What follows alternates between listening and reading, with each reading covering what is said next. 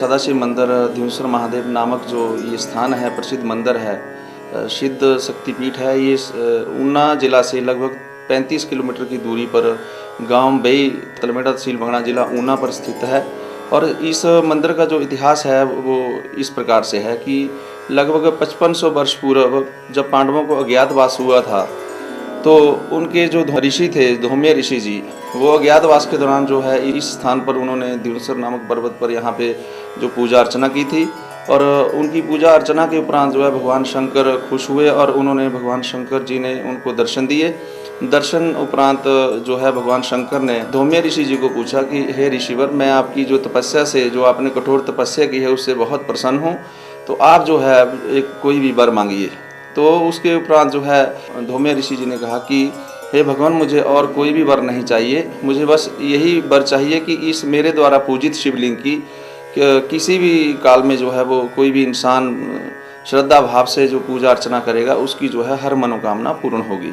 तथास्तु कहकर जो है भगवान शिव जो है वो अंतर्ध्यान हो गए। और उसके बाद जो है ये चीज़ जो है हिडन रह गई, किसी को इसके बारे में कोई ज्ञान ना था। 1999 में स्वामी जी यहाँ से चले गए और उन्होंने अपनी देह का त्याग कर दिया। और मुझे जो है 2013 में प्रधान पद पर कार्य करने का मौका मिला। और उसके बाद जो है हम लगातार अभी मंदिर के विकास में कार्यरत हैं। महीने के हर रविवार जो है एक मेडिकल कैंप ऑर्गेनाइज किया जाता है, जहाँ पे गरीब लोगों का जो है मुफ्त उनको दवाइयाँ बांटकर उनका फ्री इलाज किया जाता है। सदाशिव धूमेश्वर महादेव मंदिर जो हिमाचल प्रदेश के ऊना ज़िले में स्थित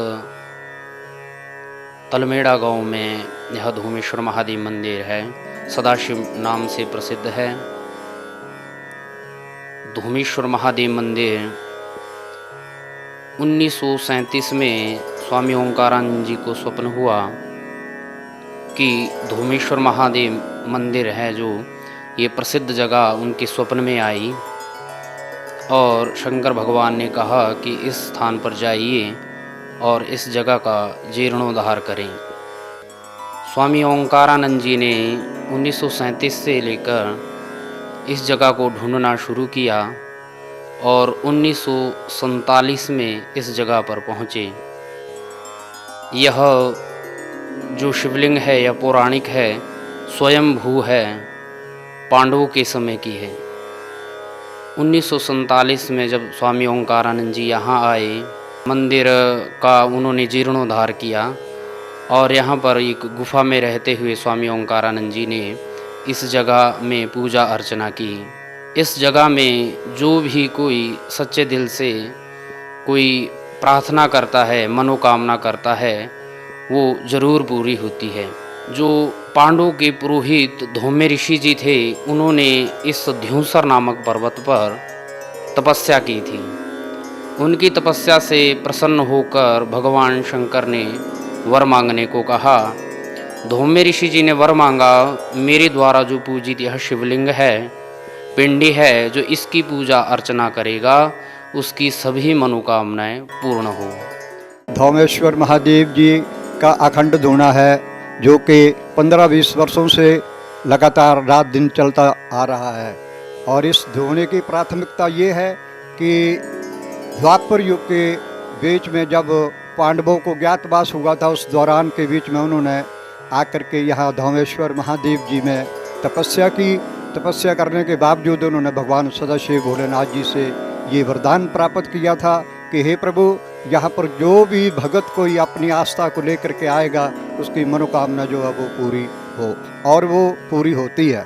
और उसके बाद जो है ये हमारे स्वामी जी जो हैं ओंकारानंद गिरी जी, ये एक मद्रास के रहने वाले थे, जो कि इनको सपने में ये जगह का दृश्य जो है वो दिखाई दिया था। ये पहले यहाँ पर कुछ भी नहीं था, सिवाय जंगल के सिवाय एक मंदिर होता था। मंदिर का एक छोटा सा दरवाज़ा था और उसमें भक्त लोग जो है वो बड़ी सब फसल के टाइम में या मेले के टाइम में यहाँ पर आते थे। उस दौरान के बीच में बाकी जंगल दियावान था।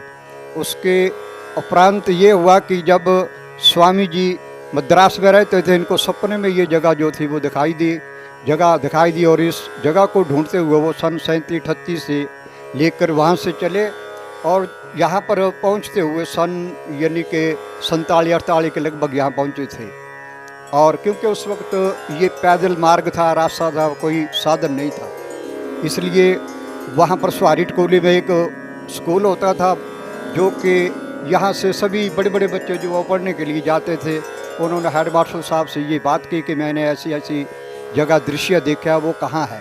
तो हमारे यहाँ के हेड मास्टर साहब ने बच्चों से बात की, बच्चों ने उन लोगों को बतलाया कि ये स्थान जो है हमारा धौमेश्वर महादेव, इसका नाम देसी भाषा में इसको कहते हैं। धौम्य ऋषि जी जो थे वो कुलपुरोहित थे पांडवों के, और उन्हीं के नाम से इस जंगल का भी नाम पड़ा है धौमेश्वर महादेव।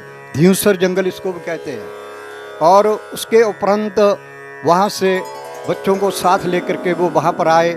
यहाँ से नीचे एक बौड़ी है, बौड़ी के ऊपर उन्होंने आकर के, क्योंकि रहने की व्यवस्था यहाँ पर कोई नहीं थी, इसलिए वहाँ से जल लाते थे, जल से वहाँ पर बौड़ी थी वहाँ पर, और जल ला करके यहाँ चढ़ाते थे और चढ़ा करके सुबह भगवान का भजन करते थे।